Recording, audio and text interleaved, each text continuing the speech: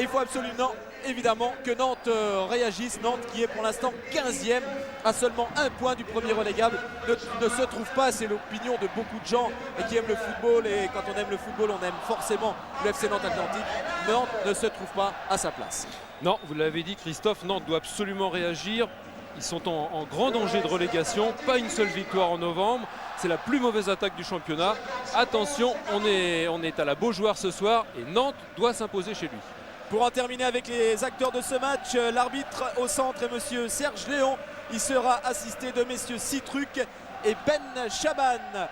Voilà pour le coup d'envoi de ce premier match retour de la saison ici à la Beaujoire. Nantes qui tombe sur un os pour aborder les matchs retour. Il s'agit de l'OM, dauphin du FC Metz au classement.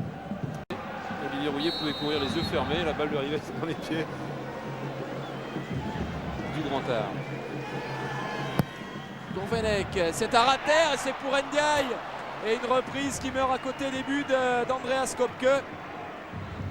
Pas mal d'opportunités quand même au bout du compte là, Jean-Luc, après un peu plus d'un quart d'heure de jeu. Nantes est menaçant, très menaçant même. Ouais, Jocelyn Gourvenec qui essaie de trouver des solutions en l'air. On l'a vu frapper un coup franc tout à l'heure pour Laurent Guyot, deuxième poteau, mais était considéré comme un truqueur, quelqu'un qui tombait, qui cherchait à plonger dans les surfaces de réparation. En tous les cas, le public nantais lui a décidé, je crois, de le chambrer un petit peu, de le prendre en grille chaque fois qu'il touche le ballon.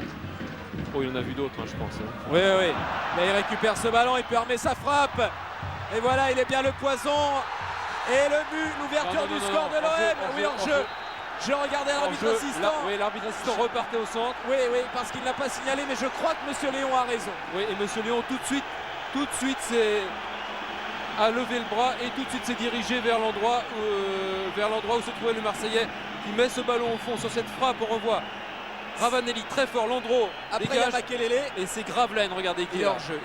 Gravelaine qui est là et qui est absolument en position de hors-jeu. Je regardais l'arbitre assistant parce que pour moi il était hors-jeu Gravelaine et j'attendais avant d'annoncer ce but alors qu'on était reparti là de l'autre côté avec Darocha. Oui, il est tout à fait hors-jeu Xavier Gravelaine. C'est dommage, hein, je crois qu'il touche le ballon là Xavier, parce que j'ai l'impression que la frappe de Makelele elle rentre, non? Je crois pas. Je crois bien vu. Oui. L'appel de balle était excellent, la balle était parfaitement donnée et c'est toute la défense marseillaise qui était à la traîne. Mauvaise inspiration sur un contrôle trop parfait, on va dire. Comme quoi trop de perfection peut nuire parfois. Dommage pour Frédéric Darocha, tant mieux pour l'OM, mais gare quand même à ce coup franc et à la frappe de balle de Stéphane Nièvre, son pied gauche. Voilà qui est parti. Impeccable Andy Kopke qui se couche sur ce ballon.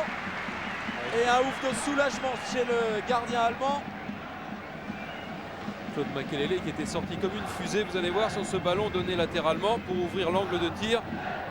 Et Kopke, dont on connaît la sûreté de main, et bien une nouvelle fois on fait la démonstration. Allez, très vite et on peut être sévère. À peine une minute et déjà une occasion de bunette. C'est de bon augure ça. Savino, bien fait, devant Eric Roy, a pu donner à Eric Carrière, suivi par Amada Jambé. Et un ballon qui file jusqu'à Samba Ndiaye, qui parvient à se débarrasser de Cyril Domoro. Mais pas de Kopke sorti à bon escient dans les pieds de Samba Ndiaye. Et une occasion partout en même pas 2 minutes en ce début de deuxième période. C'est effectivement très bien parti. Ah, il avait fait le plus dur, Samba Ndiaye. Il s'était arraché du marquage de Cyril Domoro et il se retrouvait tout seul contre Kopke. On s'attendait à ce qu'il la pique avec son pied gauche. Il a voulu la glisser à ras de terre. Eh bien, mauvais choix. En tous les cas, superbe intervention de Kopke qui sauve son équipe. Landreau joue avec Stéphane Lièvre. Attention à ces ballots dans l'axe. Les augures sont très bonnes, de très belles occasions. On n'a pas vu ça au cours de 45 minutes et on vient de voir ces 2 occasions nettes en moins d'1 minute. Chanley avec Savino. Christophe Leroux. Jean-Marc Chanley. Oh, quelle occasion, regardez. Il veut la glisser, la croiser, un petit coup de patte.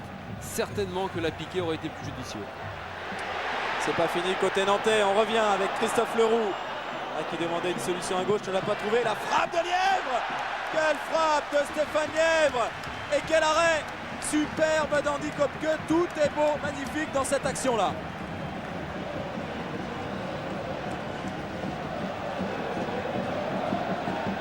Darocha. Stéphane Lièvre, c'est lui, vous avez, vous rappelez en première mi-temps, Christophe qui avait frappé ce coup franc sur lequel Andy Kopke s'était couché, avait montré la qualité de sa prise de balle. En tous les cas, sur cette frappe qui n'est pas cadrée, mais qui était dangereuse, Kopke se détend bien. Ça nous montre de belles images en tous les cas. Mais quel coup de canon! Et son centre sur la poitrine de Stéphane Lièvre qui relance. Sabino. Et du rythme en ce début de deuxième mi-temps. Gourvenec avec Darocha. On redonne à Gourvenec. On parvient à centrer. Ndiaye. Quelle occasion encore pour Samba Ndiaye, qui met sa reprise à côté de la cage d'Andy Kopke, qui là, c'est sûr, était complètement battu. Ah oui, superbe ballon de Jocelyn Gourvenec, vous avez vu, il l'a donné fort dans le dos de la défense marseillaise. Samba Ndiaye, une nouvelle fois dans une situation extrêmement favorable. Il faut qu'il fasse opposition avec son pied gauche pas assez ferme, et la balle qui sort du cadre.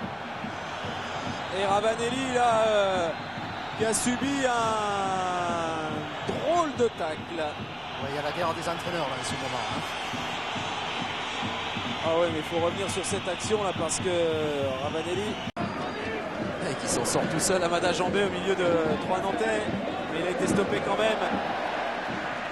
De Croix. Eric Carrière, lui aussi, qui s'épanouit dans l'effectif nantais. Eric Carrière, c'est bon pour Jocelyn Gourvenec, et nouvelle occasion nantaise, et c'est la bonne. L'ouverture du score après 8 minutes de jeu en deuxième période, soit à la 53e minute. C'est le FC Nantes Atlantique qui mène 1-0, et on va dire que c'est logique. Oui, parce que sur cette seconde période, eh bien, c'était les Nantais, même s'il y avait une très belle occasion d'entrée de jeu pour les Marseillais. C'était les Nantais qui s'étaient montrés les plus dangereux. On se souvient des 2 occasions de Samba Ndiaye. Eh bien, Samba Ndiaye était encore dans le coup sur cette action, terminée par le meilleur buteur actuel du FC Nantes, c'est-à-dire Jocelyn Gourvenec, qui lui ne rate pas son face-à-face avec Andreas Kopke. Gourvenec qui marque là son 6e but de la saison. Il avait réussi jusqu'alors 2 doublés contre l'OL, contre Châteauroux. Il avait marqué un penalty contre le Havre. Et à chaque fois qu'il a marqué Jocelyn Gourvenec, son équipe s'en est parfaitement sortie sur des victoires. Ouais, ce qui est important aussi de noter, c'est que sur ce but, beaucoup de joueurs nantais ont touché les plus vaillants et les plus agressifs. Titi Camara, son premier ballon. Azoar. Gravelaine et Titi Camara encore qui redonne à Xavier Gravelaine. Et encore une superbe occasion de l'OM. Mais quel arrêt de Landreau. Ah ouais, alors là, rien à dire. Les Marseillais qui combinent parfaitement bien. Titi Camara vient de rentrer. Xavier, il donne ce ballon à Xavier Gravelaine. Contrôle, frappe instantanée. Et Landreau, je peux vous dire qu'il a été bien inspiré de se jeter à terre, de se coucher sur ce ballon, parce qu'il était cadré. Si ce n'est côté nantais, conserver cette balle, voilà qui est bien fait par Leroux, auteur d'une très très grosse deuxième mi-temps. Leroux. Gourvenec.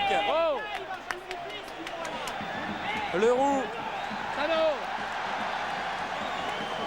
Avec Gourvenec, Leroux encore. Et c'est la fin de la rencontre sur cette victoire nantaise. Une victoire qui fait énormément de bien. La première victoire nantaise dans ce mois de novembre. Un mois de novembre qui pour l'instant avait été d'une tristesse remarquable côté nantais. 2 défaites et un match nul à domicile. Bien là c'est la victoire contre l'OM. Une victoire qui déchaîne l'enthousiasme d'Hystérie presque ici à la Beaujoire.